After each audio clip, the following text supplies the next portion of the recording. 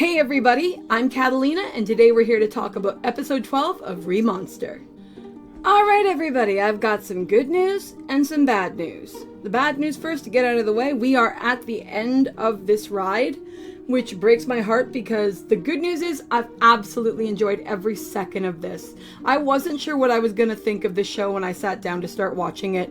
I was extremely nervous. I didn't know what we were going to actually get.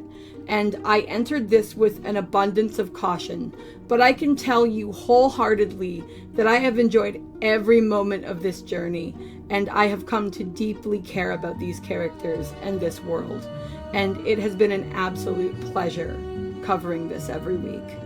So, let's get into it because this episode is no exception to that rule. They wrapped this up with style and class and warmth.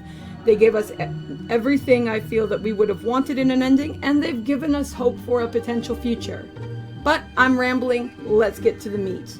First up, we need to talk about what was going on with Ogrou and Dahmi, and that the idea that she wanted to advance and everything, and she was so worried about that in the last episode, and she felt like she was being left behind. They get to that and they actually work together, and she actually does evolve, and her evolution is really beautiful. I can't remember the name, I'm me, but it was really cool to see that she's become some sort of part vampire thing, and that she is technically Ogrou's official wife. And I thought that was really sweet because these two have had an incredible bond since the start of the season. They worked together, and it was those two plus Ogrou who actually worked as a unit and did things and grew together, and it was sweet to see the connection between the two. I'm really impressed with the idea that although Ogrou has so many different women that he is involved with, that they are still able to get even me, who is somebody who believes very strongly in two people getting together and being together and it just being those two people and all that sort of thing. They actually still managed to get me to buy into this, or to buy into the warmth of the births that happened in the previous episodes. Possibly because I do believe in the idea that there are different cultures and different realities and everything. But still, that isn't my normal, so the fact that they were able to get me to buy in is something that I felt was really impressive. Because I'm sitting there and I'm watching the two of them talk, and then I'm seeing what happens to her and everything, and I'm just grinning ear to ear like I would at some silly romance anime. And while there was definitely clearly that aspect of that in here for me personally, especially with these two and with Earthe and Ogrou, there was also a lot of other things that were up in the air and more dicey and stuff, but they didn't really make me mad because, I mean, we're talking about a world full of ogres, and it's just a story aspect that I became accustomed to and that ended up working for me, and that I, as I'm telling you here, really bought into. Another really cool and unique aspect of this episode is the fact that instead of getting our traditional opening and closing credit sequences, the entire episode was actually used to show us things that were happening. The opening and closing music played, but we got actual animation and action and story from word go to word finish. There was absolutely nothing spared in actually telling us and showing us the things that were going on. One of the key aspects of that was the fact that both the opening and the ending both tied into the character of the Tomboy Princess. And it seems to me that if we do get a season 2, which would be fantastic, but which does not overshadow the fact that this episode in and of itself was also solidly complete, which I'm really impressed at, then it seems like we know that there is somewhere that the Parabellum mercenary group could hypothetically be going and something they could be doing, and we actually end the show seeing them ready to march out, and I thought that that was really cool. I also really like the fact that we see that the Tomboy Princess is actually a pretty smart and savvy strategist in her own right, and that Ogrou actually acknowledges this in his reaction to the stuff that she says and everything. I think it's really cool that they seem to have a mutual respect for each other.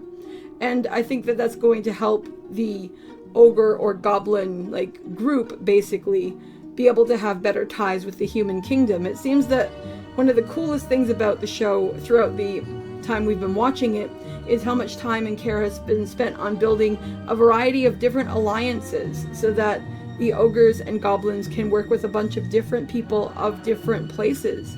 And that is one of the things I felt was a highlight of the show from the beginning, and to see it continue and be expanded here was really awesome. When I saw that the title of the episode was going to be called Restart, I was a little nervous. I'm thinking, oh no, they've been gone for quite some time. I mean, a month in Goblin time is a lot.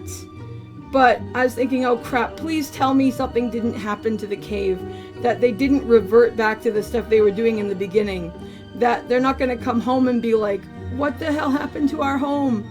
Well, they did come back and wonder what the hell happened to their home, but it was not in a bad way. It was in the best way possible. Everyone from all the other groups had successfully returned first because our group went on the extra stop to drop off the princess.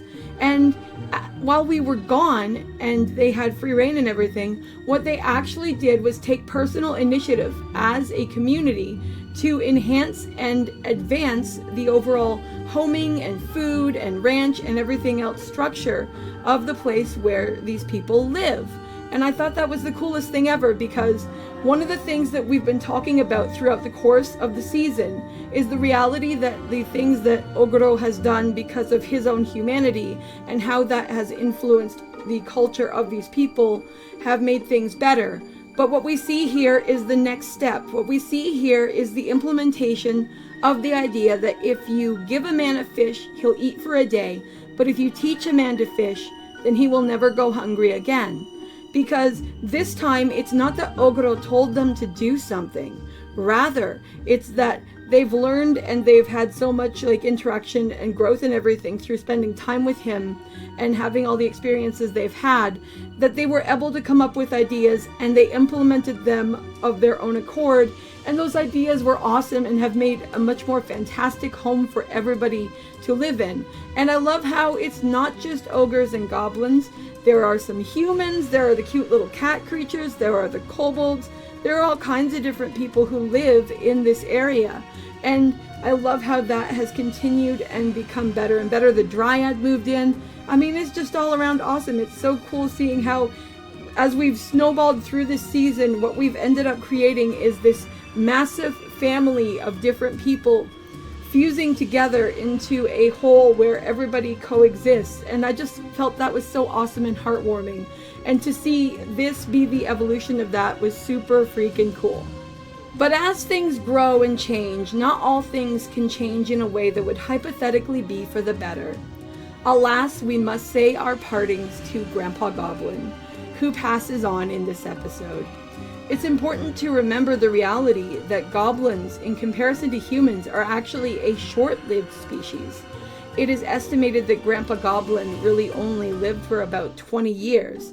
And one of the interesting things about the conversations surrounding this that Ogrou has with people, or to himself, is the acknowledgement that he doesn't know how long an ogre actually lives either, but that he promises himself that he's going to live every day of his life to the fullest, to make sure that none of the days that he has here with the people he loves are wasted. I like the fact that there was so much care and compassion and warmth given to this whole sequence, but that they also were smart enough to include something that was perfect humor in perfect tandem with how this show worked, to make sure that nobody got too down in the dumps. And what did they do, of course? Grandpa Goblin died exactly how he lived, perpetually and unceasingly horny. I couldn't resist. I saw that at the end. I saw the little thing go up, and I'm just dying because it's under the sheet. And it's like, we all know what that is, Grandpa. Yup.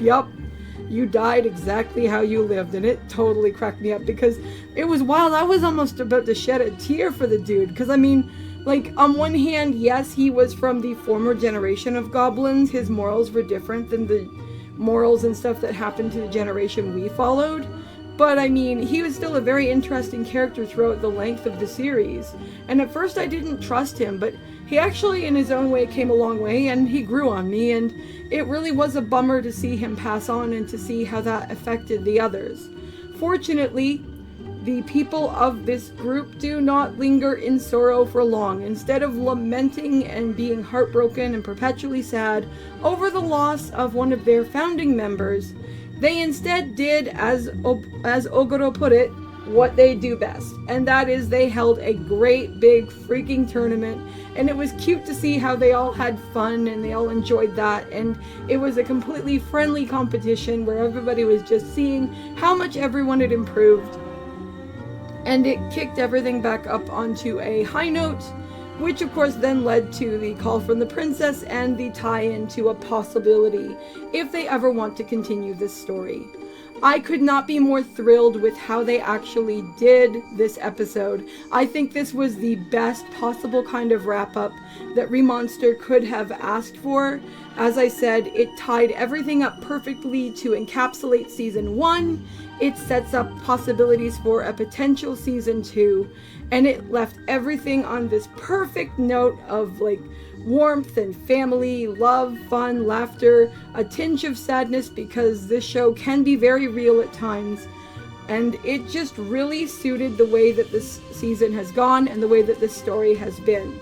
But those are my thoughts. I'd love to know how you felt, so feel free to drop a comment below and let me know, and I'll see you guys in the next video. Talk to you later. Bye!